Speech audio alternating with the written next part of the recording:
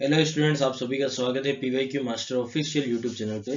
जैसा कि हमारी लैब असिस्टेंट और एलडीसी की जो पीवाईक्यू सीरीज चल रही है, जिसमें हम राजस्थान ज्योग्राफी को भी लेकर चल रहे हैं, उसी का जो हमारा सिलेबस के अकॉर्डिंग जो दूसरा टॉपिक है राजस्थान के भौतिक प्रदेश, उसी को हम आज कवर करेंगे। और जिसमें हम आज 30 प्रश्न कवर करेंगे, पर इसमें आगे जो कंटिन्यूस वीडियो आएगी उसमें लगभग राजस्थान के भौतिक प्रदेश के हम 100 से ऊपर यहाँ पे प्रश्न कर चुके होंगे, जो आपके आने वाले जो एग्जाम है लेब असिस्टेंट और एलडीसी के लिए काफी इंपॉर्टेंट है। और यहाँ पे सबसे इम्पोर्टेंट बात ये है कि आपके जो बेसिक क्वेश्चंस है वो यहाँ पे पूरे कवर हो जाएंगे। आपको कुछ कुछ और यहाँ पे पढ़ने की जरूरत नहीं पड़ेगी, कोई और क्वेश्चंस करने की जरूरत नहीं पड़ेगी। तो वीडियो को शुरू से अंत तक पूरा देखिएगा, ये सीरीज आपके लिए ही है।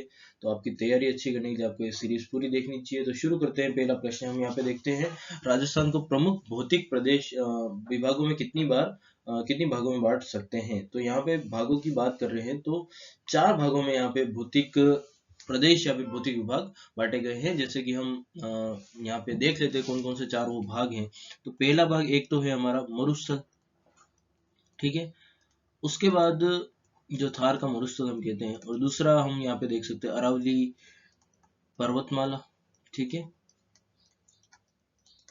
तीसरा हम यहाँ पे कह सकते हैं पूर्वी मैदान। चौथा हम यहाँ पे बोल सकते हैं हाड़ौती के पठार, ठीक है।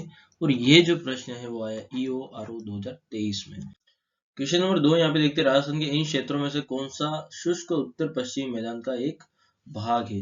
तो यहाँ पे बाड़मेर जो है हमारा सही उत्तर है।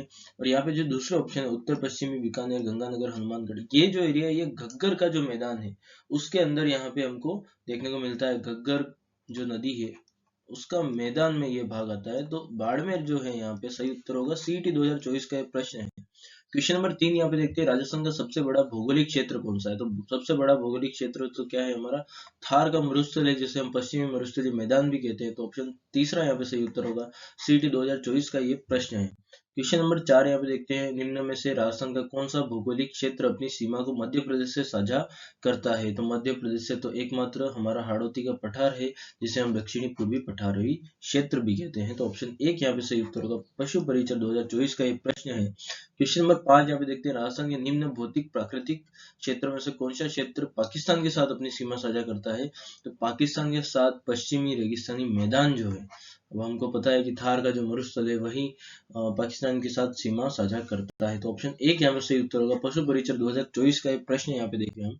क्वेश्चन नंबर 6 यहाँ पे देखते हैं, राजस्थान में निम्नलिखित में से राजस्थान का कौन सा भौगोलिक क्षेत्र हरियाणा राज्य के साथ अपनी सीमा साझा नहीं करता। तो यहाँ पे जो पहला ऑप्शन है दक्षिणी पूर्वी पठार, क्योंकि ये नीचे दक्षिणी पूर्वी जो क्षेत्र है उस तरफ ये हाड़ौती का पठार है, तो हरियाणा से तो ऑब्वियसली यहाँ पे सीमा साझा नहीं करेगा। पर अर्ध शुष्क मैदान की बात करें, पूर्वी मैदान की बात करें, अरावली क्षेत्र की बात करें, तो यहाँ तीनों हरियाणा से अपनी सीमा साझा करते हैं। तो ऑप्शन पहला सही होगा। CET 2024 का एक प्रश्न यहाँ पे हम देख रहे हैं। क्वेश्चन नंबर 7 यहाँ पे देखते हैं, राजस्थान के धरातलीय स्वरूपों के संबंध में कौन सा कथन गलत है। तो पहले कथन की बात करें, अरावली विश्व की प्राचीनतम वलित पर्वत श्रेणी है, बिल्कुल सही कथन है ये। दूसरा कथन है, उत्तर पूर्वी मैदान सिंधु नदी द्वारा निर्मित मैदान का भाग, ये बिल्कुल गलत ऑप्शन है।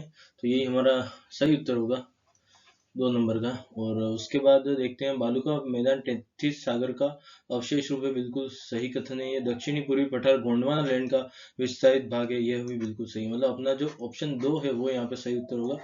2022 वन रक्षक में ये प्रश्न आ चुका है। क्वेश्चन नंबर 8 यहाँ पे देखते हैं, राजस्थान के भौतिक प्रदेशों का उत्तर से दक्षिण दिशा में अवस्थित का सही क्रम है। तो सबसे पहले अगर यहाँ पे देखें हम, तो शेखावाटी प्रदेश जो है, सीकर और झुंझुनू का एरिया है, शेखावाटी प्रदेश यहाँ पे सबसे पहले। उसके बाद विंध्यन श्रेणी, ठीक है। उसके बाद लूणी बेसिन, उसके बाद माही का मैदान। इस तरीके से जो सीक्वेंस है उत्तर से दक्षिण का, यहाँ पे हमको देखने को मिलता है। तो ऑप्शन नंबर 3 यहाँ पे हमारा क्या होगा, सही उत्तर होगा। और ये रीट लेवल 2 2022 का ये प्रश्न है। क्वेश्चन नंबर 9 यहाँ पे देखते हैं, राजस्थान की प्री कैम्ब्रियन चट्टानों का आधारभूत वर्णन किसने किया।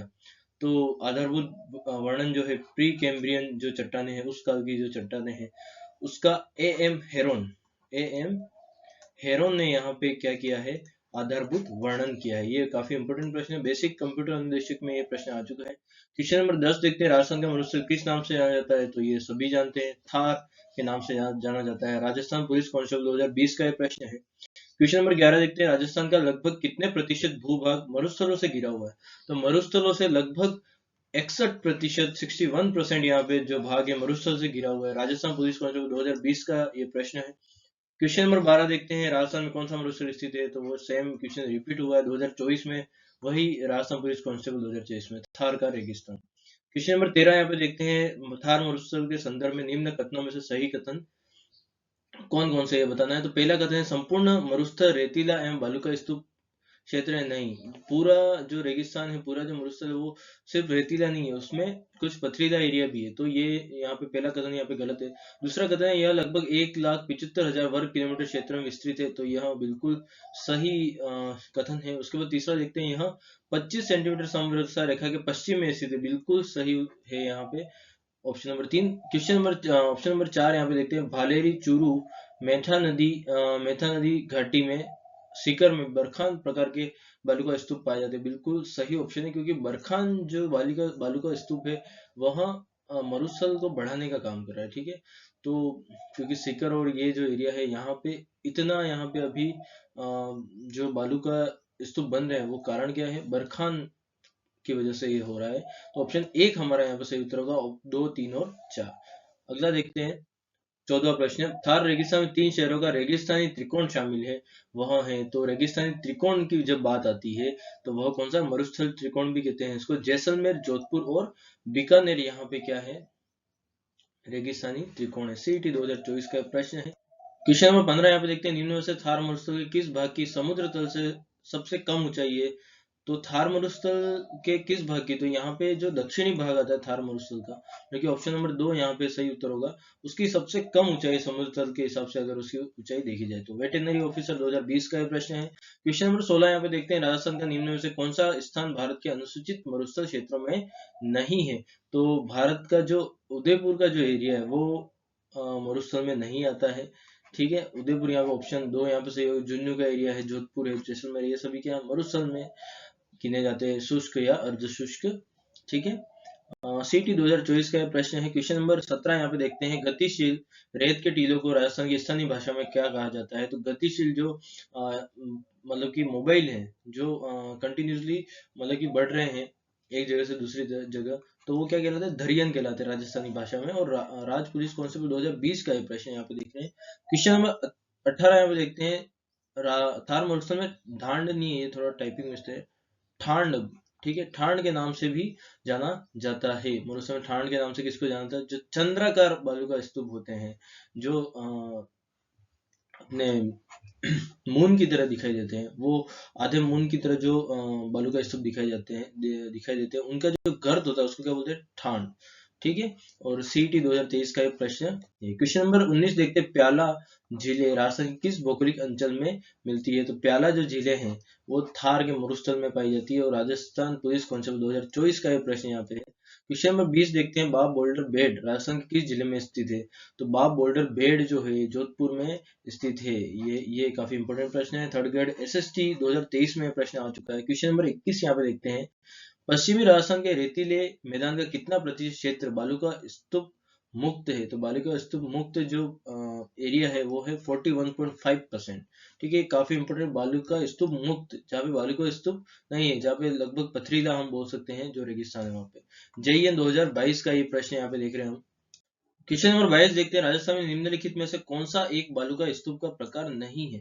तो पहला ऑप्शन ही यहाँ पे सही उत्तर, की थली एक बोली का प्रकार है, और बरखान बालू का स्तूप का प्रकार है, पेराबोली बालू का स्तूप का प्रकार है, सिर्फ भी क्या है? बालू का स्तूप का प्रकार है। वीडियो 2021 का ये प्रश्न है। क्वेश्चन नंबर 23 यहाँ पे देख सकते हैं, बालू का स्तूप का प्रकार नहीं है, तो पेराबोलिक बालू का स्तूप का प्रकार, बरखान भी हमने देखा, अभी सिर्फ भी देखा। तो हमारा ऑप्शन कौन सा सही आएगा यहाँ पे? इंसेलबर्ग यहाँ पे बालू का स्तूप का प्रकार नहीं है। ARO 2022 के एग्जाम में आ चुका है। क्वेश्चन नंबर 24 देखते हैं, राजस्थान के किन क्षेत्रों में तारा बालू का स्तूप पाए जाते हैं? तारानुमा जो बालू का स्तूप है, वो कहाँ कहाँ पाए जाते हैं? तो एक तो मोहनगढ़ जैसलमेर का क्षेत्र, और सूरतगढ़ गंगानगर का क्षेत्र। ये काफी इंपोर्टेंट प्रश्न है, और ये फर्स्ट ग्रेड 2022 में आ चुका है। तो आप देख लो, काफी इंपोर्टेंट प्रश्न है। क्वेश्चन नंबर 25 यहाँ पे देखते हैं, अनुप्रस्थ बालू का टीले राजस्थान के किन जिलों में मिलते हैं? तो यहाँ बीकानेर और गंगानगर में अनुप्रस्थ बालू का स्तूप मिलते हैं। ये काफी इंपोर्टेंट प्रश्न है, ये भी JEE 2022 का प्रश्न यहाँ पे हम देख रहे हैं। क्वेश्चन नंबर 26 यहाँ पे देखते हैं, राजस्थान में किन क्षेत्रों में अनुप्रस्थ बालू का स्तूप मिलते हैं? तो अभी हमने देखा है, तो बीकानेर और गंगानगर, और ये दोनों ऑप्शन यहाँ पे हमको देखने को मिल रहे हैं, मतलब कि पहला और दूसरा जहाँ पे आएगा, ऑप्शन 3 यहाँ पे सही उत्तर है। लाइब्रेरियन सेकंड ग्रेड 2020 का ये प्रश्न यहाँ पे देखते हैं। क्वेश्चन नंबर 27 देखते हैं, थार के मरुस्थल में पाए जाने वाले अर्धचंद्राकार रेत के टीलों को क्या कहा जाता है? तो अर्धचंद्राकार रेत के टीलों को क्या कहा जाता है? बरखान कहा जाता है। जो सबसे ज्यादा मोबाइल जो गतिशील है वो क्या है? बरखान बालू का स्तूप है। और JEE डिप्लोमा 2022 का ये प्रश्न है। क्वेश्चन नंबर 28 यहाँ पे देखते हैं, बरखान क्या है? बरखान रेत के टीले हैं। अभी हमने देख लिया। थर्ड ग्रेड L1 2023 का ये प्रश्न है। क्वेश्चन नंबर 29 देखते हैं, बरखान बालू का स्तूप प्राय राजस्थान के किन क्षेत्रों में पाए जाते हैं? तो ये ज्यादातर वहां पाए जाते हैं जहाँ पे जो समवर्षा रेखा है वो 20 से 35 सेंटीमीटर के बीच में है, वहां पर हमको बरखान बालू का स्तूप देखने को मिलता है। फर्स्ट ग्रेड 2022 का प्रश्न है। क्वेश्चन नंबर 30 यहाँ पे देखते हैं, बरखान पश्चिमी राजस्थान में कौन से क्षेत्रों में पाए जाते हैं? तो बरखान एक तो जोधपुर, एक चूरू और एक बीकानेर, और उसमें भी ओशिया, भालेरी और देशनोक, ये तीनों ऑप्शन यहाँ पे सही हैं। ऑप्शन तीसरा यहाँ पे सही उत्तर होगा। सेकंड ग्रेड 2023 का ये प्रश्न है। इसी के साथ हमारा ये जो वीडियो है यहीं समाप्त होता है। तो वीडियो अच्छा लगा तो please like, share and subscribe जरूर कीजिएगा। और यहाँ पे एक चीज ध्यान रखिएगा कि यहाँ पे हम क्वेश्चन जो ले रहे हैं 2020 और उसके बाद के ही ले रहे हैं, ठीक है? तो यहाँ पे ये काफी इंपॉर्टेंट है। अब पहले वाला पैटर्न छूट गया है, वो बात भी सही है। और दूसरा ये यहाँ पे ये है कि अभी हमने 2025 और 26 के क्वेश्चन यहाँ पे ऐड नहीं किए, जो सेकंड ग्रेड फर्स्ट ग्रेड में जो आए हैं उनको ऐड नहीं किया है, और उनका अलग से वीडियो लाएंगे, क्योंकि उनका पैटर्न बिल्कुल अलग है, ठीक है? जहाँ पे बहुत सारे कथन हैं, अभिकथन है, कारण है, उनका अलग से हम वीडियो लाएंगे। तो उसके लिए भी अलग से सीरीज चलाई जाएगी, तो उसकी आपको बिल्कुल टेंशन नहीं लेनी। पर अभी जो हम कर रहे हैं वो क्या है? अभी हम जो कर रहे हैं हमारा बेसिक तैयार कर रहे हैं, वहां पे कुछ नहीं छूटना चाहिए, ठीक है? तो उस उनमें तो सबको दिक्कत आ रही है, पर इसमें अगर दिक्कत आएगी तो आपका पेपर बहुत सबसे अलग हो जाएगा, ठीक है? तो ये ध्यान रखना, बेसिक अगर आपका क्लियर है तो आप वहां पे भी धीरे धीरे अच्छे हो जाओगे, ठीक है? तो इसी के साथ हमारा वीडियो यहीं समाप्त करते हैं। मिलते हैं नेक्स्ट भाग में, इसी के राजस्थान भौतिक प्रदेश के सेकंड भाग में। वीडियो देखने के लिए बहुत बहुत धन्यवाद।